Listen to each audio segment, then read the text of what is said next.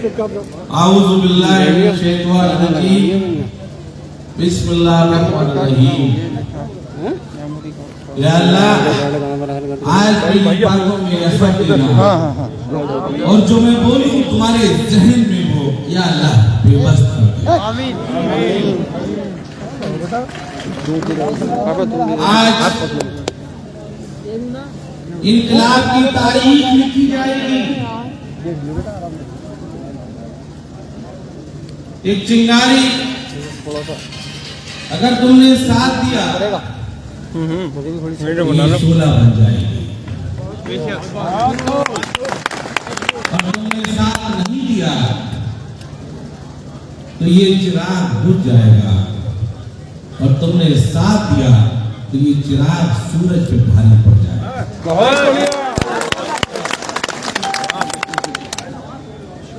मेरा गुनाह, मेरा कसूर, मेरी गलती, मैं तो अंदर में बाहर निकल नहीं सकता। सिर्फ ये है कहाँ पर कि मैं तुम्हारी बहुत मजबूत आवाज हूँ। मैं तुम्हारी लड़ाई बहुत मजबूती से लड़ता हूँ।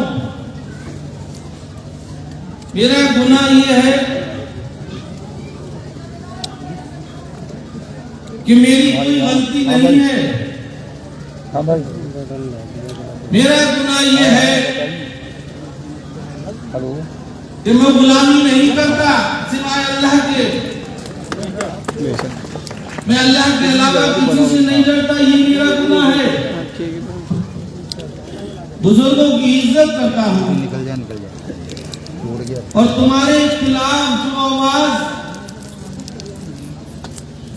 उठती है उसके खिलाफ लड़ते वक्त ये नहीं देखता हूँ कि सामने कितना बड़ा नेता खड़ा है या सामने कितना बड़ा अधिकारी खड़ा है।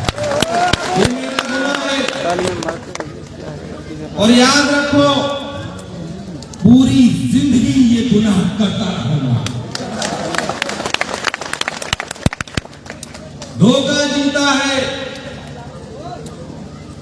भरोसा हारा है, झूठ जीता है, सच हारा है, ईमानदारी हारी है, मक्कारी जीती है, वफादारी जीती, धोखेबाजी साजिश के तहत जिताई गई। मैंने तुम्हारा सौदा नहीं किया, बर्बादियां चुन ली, और पूरी जिंदगी तुम्हारा सौदा नहीं करूंगा। मैं कहना चाहता हूं धर्मेंद्र यादव जी से कि आप बुज़दिलों की तरह ड्राइंग रूम में बैठ के हमारे खिलाफ साजिशें करते हो। अगर हिम्मत है तो सामने आओ।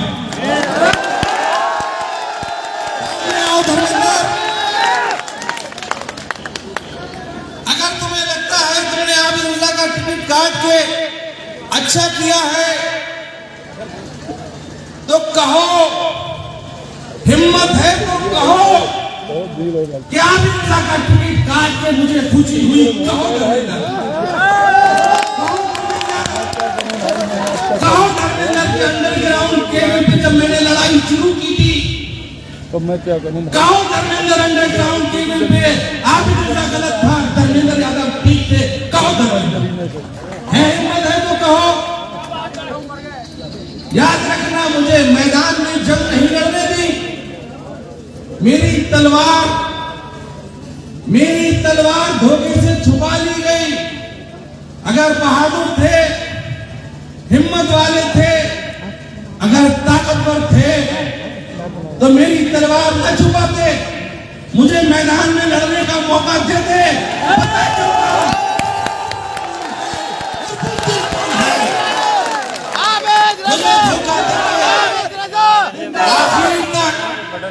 मुझे धोखा देके आखिर तक टिकट की का भरोसा इसलिए दिलाया कि मैं मैदान से हट जाऊं। अरे डरपोक हो धर्मेंद्र, तुम बहादुर थे, तुम मौका देंगे।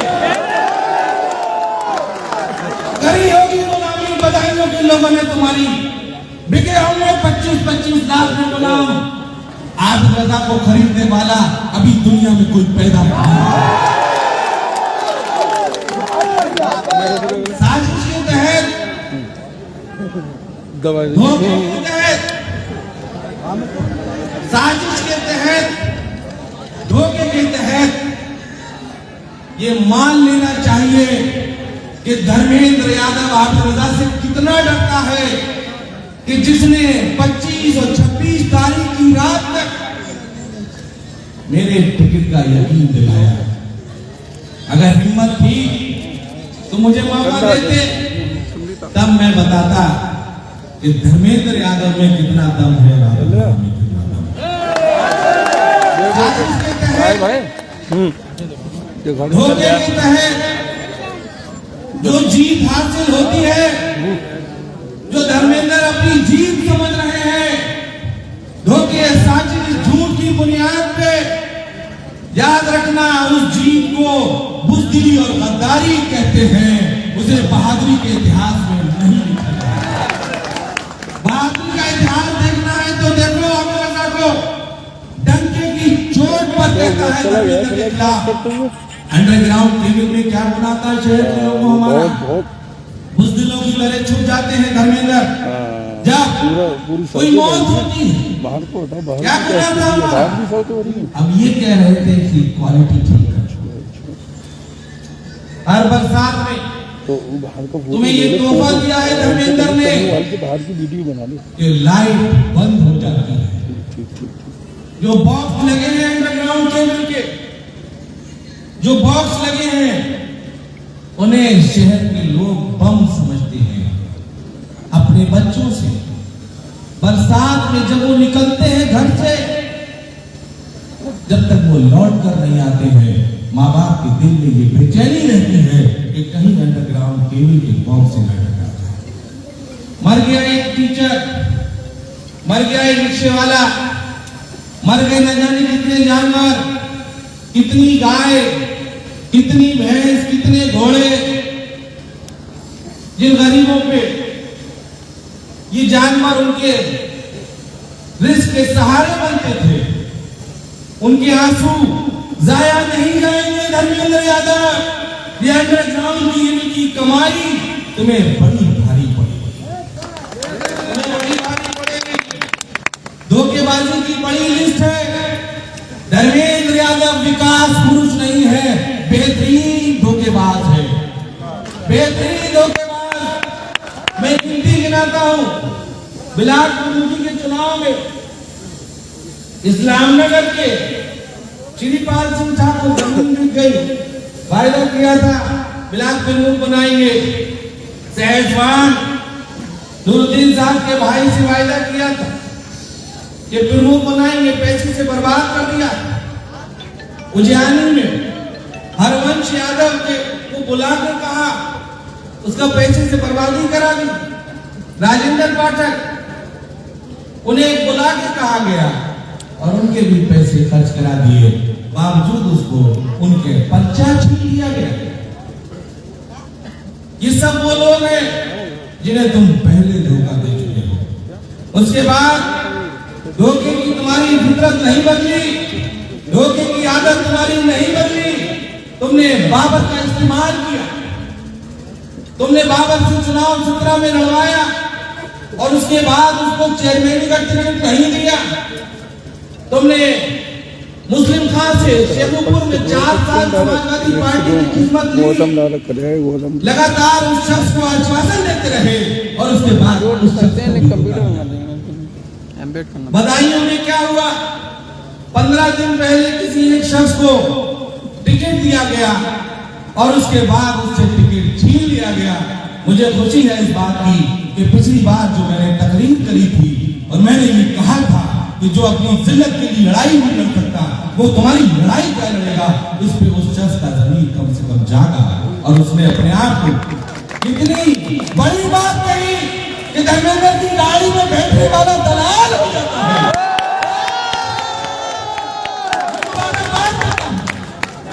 ये अहमियत है कि धर्मेंद्र की गाड़ी में बैठने वाले लोग को दलाल लोग समझते हैं।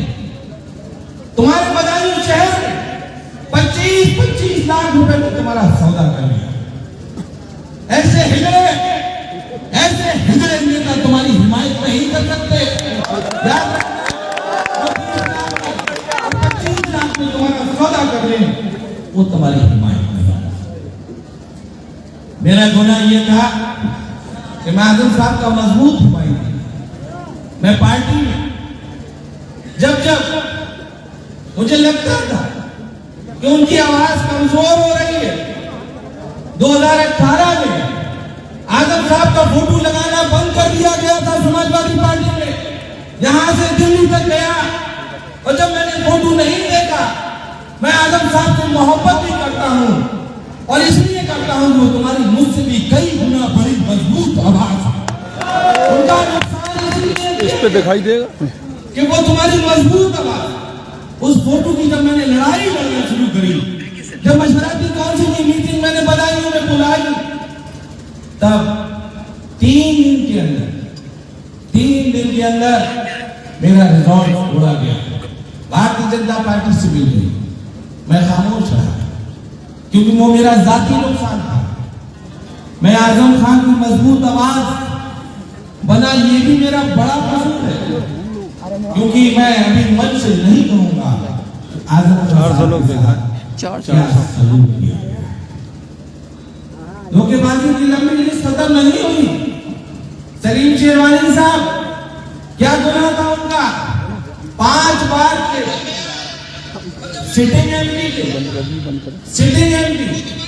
उनका टिकट काट दिया गया और आज उनके पैर छू रहे हो, उनका नुकसान करके जबर मारे रोन न दे, ये कहावत चट्टाक है। पिछली बार जब 19 में लड़ रहे थे शेरवानी साहब, तब उन्हें क्या नहीं कहा गया? धर्मेंद्र यादव यही कहते थे कि ये बीजेपी को जिताने आए हैं। उनके साथियों को यही कहा जाता था कि भाई आज उनके पैर छू रहे हो तो तुम्हारे विचार, तुम्हारे ख्यालात चुनाव में अलग होते हैं और चुनाव के बाद अलग हो जाते हैं। और तुमने मेरी बात नहीं मानी, सलीम शेरवानी साहब को तुमने वोट नहीं दिया। उसका नतीजा ये हुआ कि तुमने जिसको वोट दिया, किसको दिया था? धर्मेंद्र को वोट दिया था। तुमने वोट धर्मेंद्र को दिया था। किसकी मुखालफत में दिया था? बीजेपी की मुखालफत में दिया था कि नहीं दिया? तुमने 19 में वोट किसे दिया? बीजेपी की मुखालफत में, संघमित्रा मौर्य जी की मुखालफत में। और तुम्हें धर्मेंद्र यादव ने ये कहा कि मैं बीजेपी को हराऊंगा, बीजेपी तुम्हारी दुश्मन है, बीजेपी तुम्हारा नुकसान करती है, बीजेपी तुम्हारे मुस्तकबिल को बर्बाद करती है। यही तकरीरें थी, यही बातें थी। उनके साथ उनके चमचे और गुलाम भी घूमकर यही बातें कर रहे थे। चुनाव कम लड़ाते थे और ये ज्यादा कहते थे कि मुख्यमंत्री के भाई हैं, बड़ा नुकसान कर देंगे। डरा ज्यादा रहे थे। लेकिन मैं पूछना चाहता हूं, धर्मेंद्र यादव जी, मन से तुमसे पूछ रहा हूं कि संघमित्रा जी के खिलाफ तुमने वोट लिया, मुसलमान का, सेकुलर हिंदू का, लेकिन जब उनके वालिद के जब तुमने पैर छुए तो तुमने सेकुलर हिंदू और मुसलमानों के जज्बातों को अपने पैरों तले रोक दिया। कैसा लगा था? कैसा लगा था ऐसे शख्स के पैर छूते हुए, जिस शख्स के खिलाफ तुमने मुसलमानों का वोट किया? 4,92,000 वोट जो धर्मेंद्र को पड़ा, वो बीजेपी के खिलाफ पड़ा। वो 4,92,000 वोट उनके जज्बात, उनके ख्यालात, उनकी मेहनत, उनके वोट डालने में मेहनत, उनकी मीटिंगें करने में मेहनत, उन सबको पैरों तले रौंद दिया धर्मेंद्र ने। जिस वक्त संघमित्रा मौर्य जी के पिताजी के पैर छूए, ये है कमजोर धर्मेंद्र, ये कमजोर धर्मेंद्र। बताओ इसे बहादुर का होगा जो अपने मतलब की खातिर, अपने लालच के खातिर बड़े से बड़े दुश्मन के पैर छू लेते हैं। जंगील और कुछ धर्मेंद्र तुम्हारी करा दी गई और उनके ताल्लुकात आज ऐसे हैं कि धर्मेंद्र यादव बाबूजी कहते हैं। जब तुम्हारे इलाके में आए तो ये पूछना कि बाबूजी कैसे हैं? पूछोगे बाबूजी कैसे हैं? आपके बाबूजी स्वामी प्रसाद जी कैसे हैं? खैरियत से हैं कि नहीं है? पूछोगे कि नहीं पूछोगे? पूछेंगे। मैंने चुनाव में नॉमिनेशन ना करा के सब किया। इन्नल्लाह मासाबी, मैंने सब किया। मैंने 4 दिन का जो तुमसे वक्त मांगा था, मैंने जो तुमसे 4 दिन का वक्त मांगा था, सोचा लोगों की राय भी जानी, लेकिन मुझे ये ख्याल आया कि अगर मैं खामोश बैठ गया तो धर्मेंद्र यादव का डर आने वाली नस्लों के दिलों में इतना बैठ जाएगा कि शायद मैं उसे नहीं निकाल पाऊंगा। इसलिए मैं धर्मेंद्र यादव के खिलाफ ऐलान जंग करता हूं। ऐसे ही माइक से कहना, गुलामों से मत कह रोना, गुलामों से नहीं लड़ूंगा। धर्मेंद्र यादव, अगर तुम में हिम्मत है तो मुझसे सीधे लड़ना। तुम लड़े न लड़े, पूरे जिले में धर्मेंद्र के खिलाफ जाऊंगा और धर्मेंद्र की कमजोरी, धर्मेंद्र की बेईमानी, धर्मेंद्र की मक्कारी, धर्मेंद्र की धोखेबाजी पूरे जनता को बताने का काम करूंगा।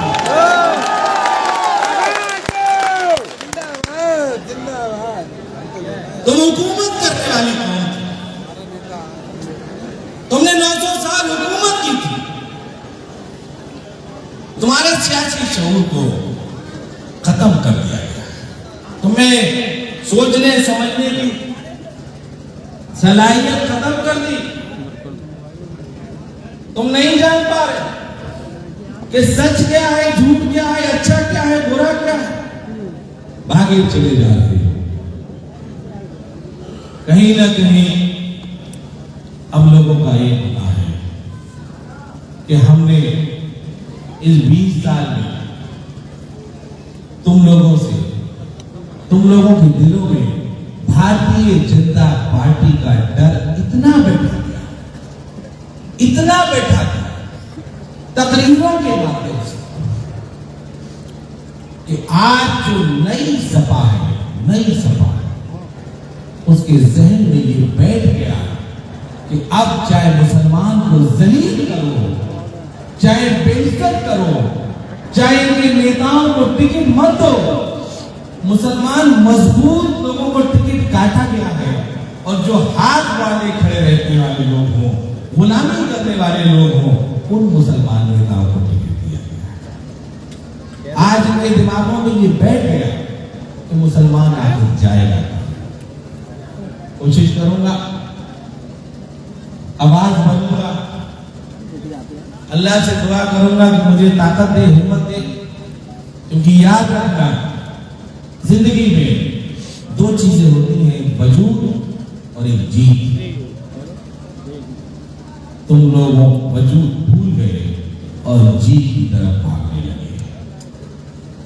याद रखना, ये लड़ाई तुम्हारे नस्लों के मुस्तकबिल की है। जीत तुम्हारे हिस्से में आए या ना आए, अगर तुम वजूद जीत लोगे तो जीत तुम्हारे पैरों में अपना सिर रख देगी। लेकिन अगर वजूद हार गए, अगर वजूद हार गए तो फिर याद रखना, ना जीत मिलेगी और ना वजूद मिलेगा। पूरे उत्तर प्रदेश में जब तुम्हारे मुसलमान मजबूत वकील ही नहीं बचेंगे तो क्या करोगे? देखो हाजी रियाज साहब, उनके बेटे का टिकट काट दिया उनके इंतकाल के बाद। रिजवान साहब कुदरती के 3 बार के एमएलए, उनका टिकट काट दिया गया। इकराम कुरैशी साहब मुरादाबाद के 20 साल तक अध्यक्ष रहे, सिटिंग विधायक थे, टिकट काट दिया गया। ये नई सपा है, एक वॉशिंग मशीन ऐसी है कि भारतीय जनता पार्टी को के लोगों को लाते हैं और उस वॉशिंग मशीन से निकाल कर उन्हें सेटल बनाते हैं। ऐसा सुनील सिंह जिसने ये कहा कि मुसलमानों की औरतों को कब्र से निकाल के बलात्कार करेंगे, वो समाजवादी पार्टी के दफ्तर में उन्हें इज्जत मिल रही है, बराबर की कुर्सी मिल रही है, और तुम्हारे जो मुसलमान नेता हैं जो तुम्हारी आवाज बनते थे या तो जेल में डाल दिए गए हैं या फिर उनकी आवाज को जेल में कैद कर, जिसने कत्ल कर दिया उनका, जिसने गोली मार दी हो, विधानसभा में बड़ा क्वेश्चन बना, आज उसके कातिल को जेल से निकाल कर टिकट दिया गया है। यह है नई सपा। नई सपा में मुसलमानों की इज्जत नहीं है, नई सपा है और मुसलमान सपा है। इस नई सपा में मुसलमान की कोई वैल्यू नहीं। सपा में हम भी हुआ करते थे, सपा अलग हुआ करती थी, आजम खान में एक रुतबा हुआ करता था। मगर मुझे खुशी है, पिछली बार की जो मैंने तकरीर करी उसके बाद अब्दुल्ला आजम साहब को स्टार प्रचारक बनाने के लिए मजबूर होना पड़ा।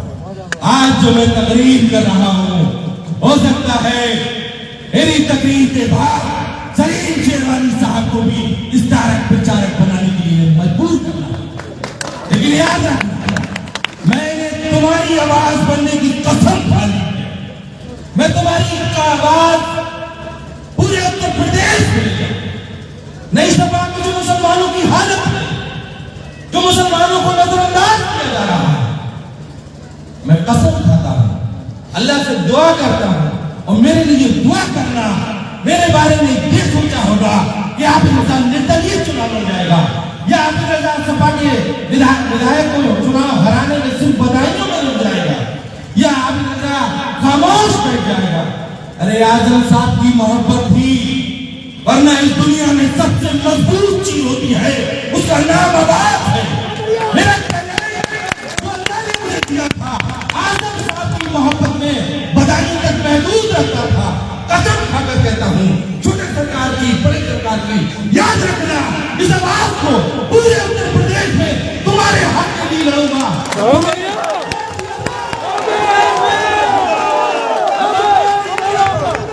कोई ऐसा नहीं था, तुमने दूसरे के मुख्यमंत्री बनाया था, और आज अगर तुम्हें जलील किया जा रहा है तो हम ऐसी सपा को, नई सपा को, जहां मुसलमान सपा है, ऐसी सपा को साफ करने का काम करें।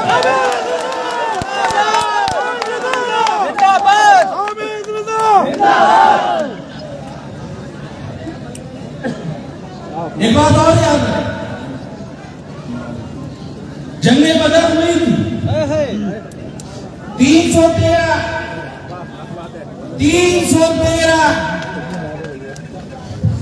सामने एक बड़ा लश्कर, जिनकी हम उम्मत में रहते हैं, जिनके हम पैरों की धूल है, जंग रही,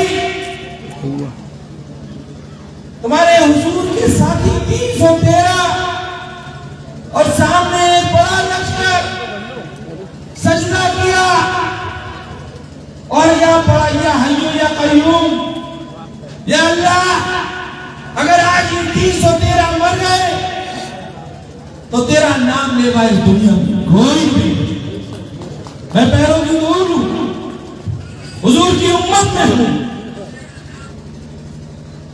लेकिन अगर मैं आज आवाज नहीं बना, इनके खिलाफ आवाज नहीं बना, तो याद रखना, कोई आबिद रजा बदायूं में उत्तर प्रदेश में दूसरा पैदा नहीं होगा।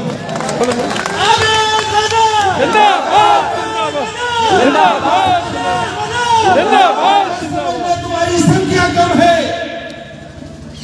अरे जब समाजवादी पार्टी बनी थी तो बहुत चंद सीटें आई थी, जब भारतीय जनता पार्टी बनी थी तो 2 सीटें आई आज हुकूमत में है। ये सोच अपने दिल दिमाग से निकालो। जीत के पीछे मत भागो। न तुम्हें जीत मिल रही है, न तुम्हें वजूद मिल रहा है, न तुम्हें इज्जत मिल रही है जिसको तुम वोट दे रहे हो 5-10 साल से, जिसके लिए तुम दुआ कर रहे हो, जिसके जीतने पे तुम खुश होते हो, जिसके जीतने पे तुम मिठाइयां बांटते हो, वो तुम्हारे खिलाफ घरों में बैठ के साजिशें करते हैं कि इस मुसलमान को कैसे दबाया जाए, इसका नुकसान कैसे किया जाए, इसके चमकते नेताओं को कैसे कमजोर किया जाए। बताओ कितना बड़ा जुल्म है। तुम दुश्मन को पानी दे रहे, तुम सांप को दूध पिला रहे। मैं बहुत अच्छी तरह, बहुत सारे राज दिल में दफन है, अगर बोलूंगा, लेकिन याद रखना सही वक्त आते आते सब कुछ बोलूंगा। अगर नहीं बोला तो अपनी कौम और जो हिंदू भाई जो गलत फहमी में है, जिन्हें सेकुलर पार्टी दिखती है, उनकी आंखें नहीं खुल पाऊंगा। और शायद कब्र में जाने के बाद ये बोझ लेके मरूंगा कि मुझे पता था, बावजूद उसके मैंने अपनी कौम को नहीं जाना। तो नहीं जा रहे हो इस नई सपा के बारे में। बीजेपी के विधायकों को लिया गया, जिसने 5 साल तुम्हारा नुकसान किया, 5 साल नुकसान किया। हिंदू और मुसलमान जो सेकुलर थे उन पे जुल्म किए। मैं पूछना चाहता हूं, क्या समाजवादी पार्टी का टिकट देके भारतीय जनता पार्टी के लोगों को अगर टिकट दे दोगे तो पिछले 5 साल के जुल्म का हिसाब कौन देगा? आज तुम्हें मजबूर कर दिया कि जिसने तुम पे 5 साल जुल्म किया, तुम्हें इस हद तक गुलाम समझ लिया है। नहीं सपा ने, नहीं सपा नहीं, सपा में अच्छाइयां भी थी।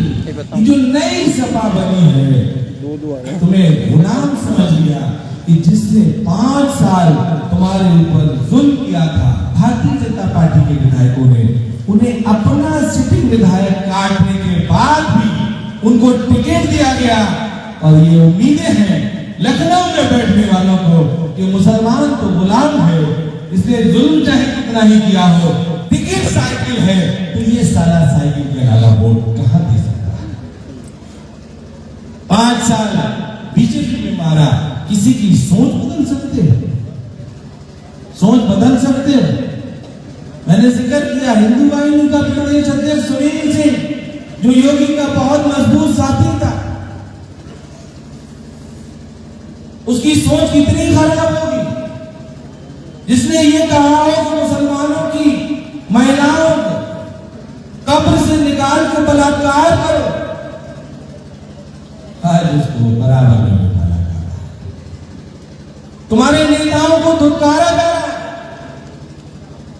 मैं तुम्हें सच बताता हूं, तुम्हारे मुसलमान नेता जो जिले के मजबूत, प्रदेश में जिनकी मजबूत गिनती होती, उन्हें इस बिना पे जलील करा जा रहा है कि आम मुसलमान भारतीय जनता पार्टी से डर के हमारे अलावा किसी और को वोट दे नहीं सकता। इसलिए मुसलमानों के वकीलों को साफ करो, जो मजबूत वकील है इन्हें साफ करो, ताकि तुम्हें गुलाम बना दिया जाए जमीन को। बताओ हमारी बात समझ में आई? नहीं। अब मैं लोकल बात करूं, शहर में बात करूं, तो इस नई सपा का हाल मैंने बता दिया। इस नई सपा का हाल मैंने, याद रखना, सपा और नई सपा में बड़ा फर्क है। सपा को बनाने वालों को जेल में डाल दिया गया है या घर में कैद कर दिया गया है। ये नई सपा नाम नहीं है, समझ लेना।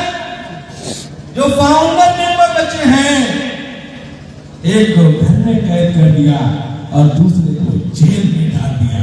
इस सपा में और नई सपा में बड़ा फर्क है। जिस सपा को तुम याद कर रहे हो,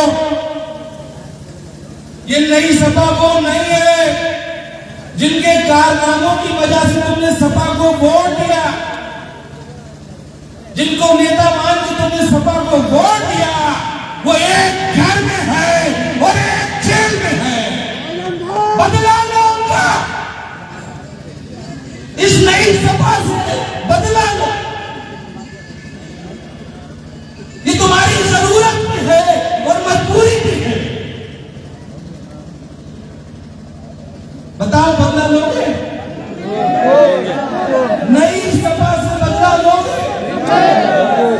ये नई सपा आरएसएस से ज्यादा खतरनाक है। सपा को बहकावे में मत आ जाना। ये नई सपा भारतीय जनता पार्टी से ज्यादा खतरनाक है। पिछले 20 साल के सपा के नेताओं को भी गलतफहमी में मत आ जाना। लोकल पे बात करना चाहता था। मैंने इन 4 दिनों में सबकी राय पूछी, सबकी राय जानी, क्योंकि मैंने इस बार ये फैसला किया है कि मैं अपना फैसला तुम पर नहीं थोपूंगा। अलग अलग तरह की राय आई, हर तरह के मेरे साथी हैं, हिंदू भी हैं, मुसलमान भी हैं, लेकिन जो नतीजा निकल के आया, इशारा समझना, इशारा समझना, जो नतीजा निकल के आया वो ये आया, जो मेरे समर्थकों की रिपोर्ट आई, जो मेरे समर्थकों की ख्वाहिश आई, जो हालातों को देख के उनकी राय आई, वो ये आई कि नई सपा को वोट नहीं देंगे। दूसरी राय ये आई कि नई सपा मुकाबले से बाहर हो गई। अब मुकाबला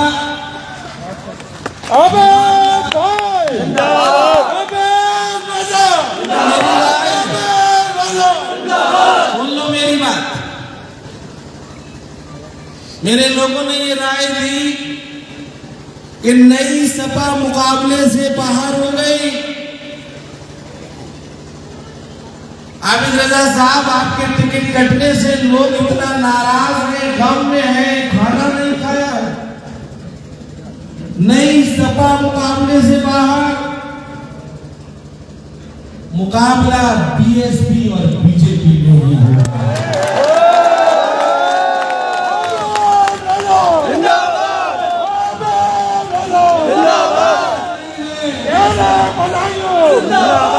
मेरा फैसला नहीं है, ये मेरे लोगों का फैसला है कि मुकाबला बीएसपी और बीजेपी में होगा।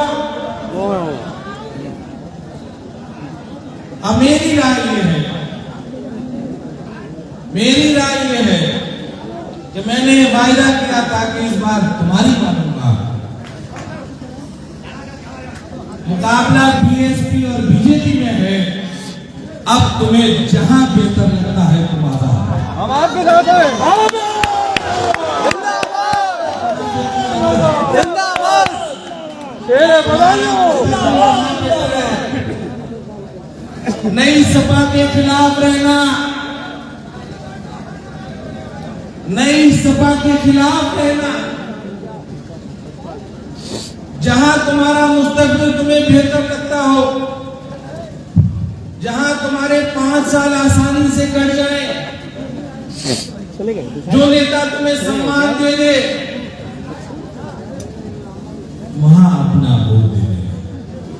मुझे जहां बता दोगे 13 तारीख को मुझे बता देना, मैं भी तुम्हारे कहने से वोट दूंगा। इस बार अपने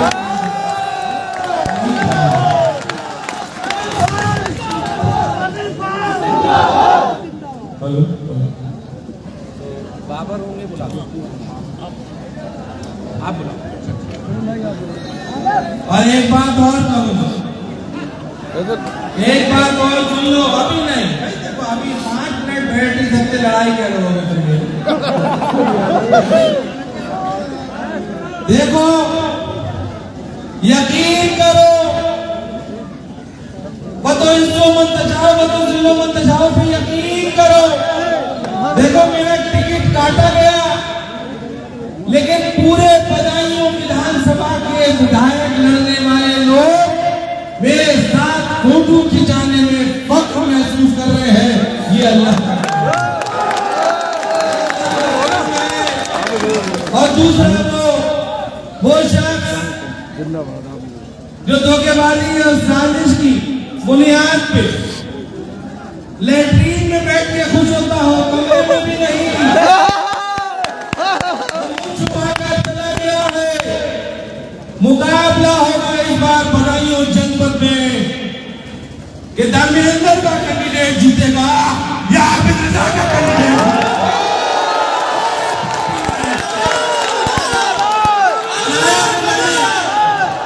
बुलाया है मैंने बेलसी पे बुलाया है मैंने एक प्रत्याशी। इंशाअल्लाह ताला एक दिन वो भी आएगा। मेरा टिकट काटा है, मैं टिकट काटने वाला, देने वाला अल्लाह मुझे बनाया।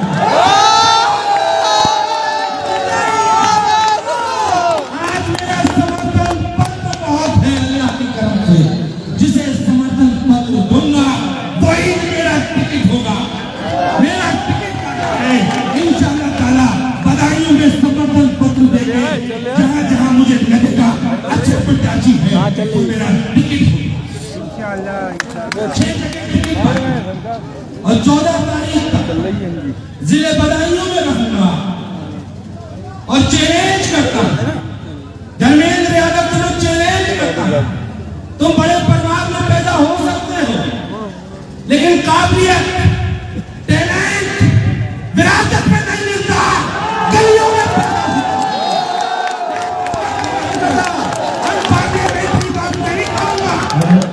कोई गलत बात नहीं कहूंगा। अपने अगर टैलेंट गलियों में पैदा नहीं होता तो मुलायम सिंह यादव जी उत्तर प्रदेश के मुख्यमंत्री नहीं बनते। और ऐसे खिलाफ करना उस वक्त आसान नहीं था, लेकिन अल्लाह ताला ने टैलेंट को अपने इख्तियार में रखा है।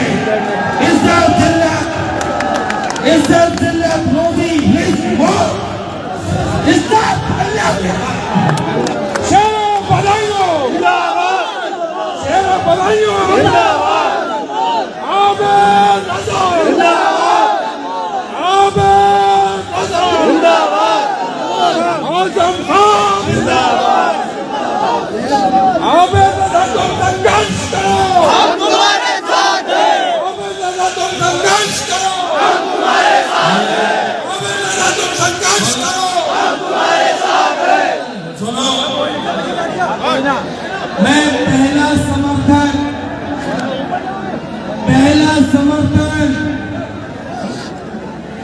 अपनी दुआएं, अपनी ताकत, तुम्हारे साथ के यकीन के बुनियाद पर मरहूम नन्हे मियां साहब जो इस जिले के बहुत बेहतरीन शख्सियत थे, या तो चुप जाओ या चले जाओ। मरहूम नन्हे मियां साहब, सुन लो, इस जिले की मैं छोटा था, एक बेहतरीन शख्सियत हुआ करते थे, उन पे गरीब हिंदुओं को भी नाज था, जो सबके नेता हुए थे।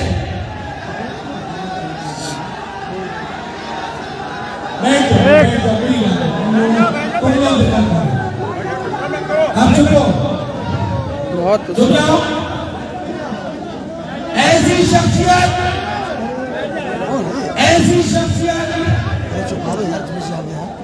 मैं छोड़ दूंगा मैं। अरे भैया खामोश बैठो यार, खामोश बैठो। ऐसी शख्सियत जो निर्दलीय भी चुनाव जीते हो, ऐसी शख्सियत ने समाजवादी पार्टी के एक नेता को अपनी कुर्सी दे दी, कुर्बानी दे दी और ये सोच कर दी कि शायद मैं बड़े नेता के लिए कुर्बानी दूंगा तो मेरे शहजाद की जनता का विकास ज्यादा होगा। आज मरूम नबी मियां साहब की रूह अगर मुझे देख रही होगी तो खुश हो रही होगी कि मैं आज उनके बेटे बाबर को मैं विधायक न बन सका, कोई बात नहीं, लेकिन इंशाअल्लाह ताला जिले में कई विधायक बनाऊंगा। अल्लाह ने मेरी किस्मत में कुछ और बना लिखा। तुम लोग जहां तुम्हारे सेहजवान, जो साथी हो, जो रिश्तेदार हो, आज से मुझसे वायदा करो कि 14 तारीख तक बिलसी में बाबर मियां के समर्थन के लिए मेहनत करो। कॉपीराइट आ गया, म्यूजिक बज गया था शुरू में।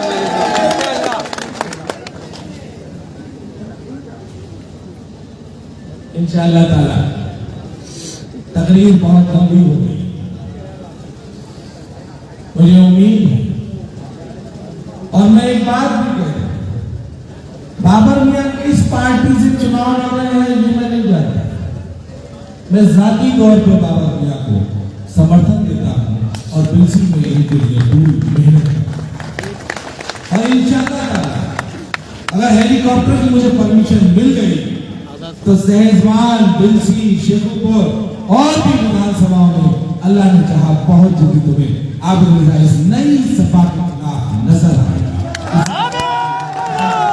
बहुत बहुत शुक्रिया, बहुत बहुत शुक्रिया।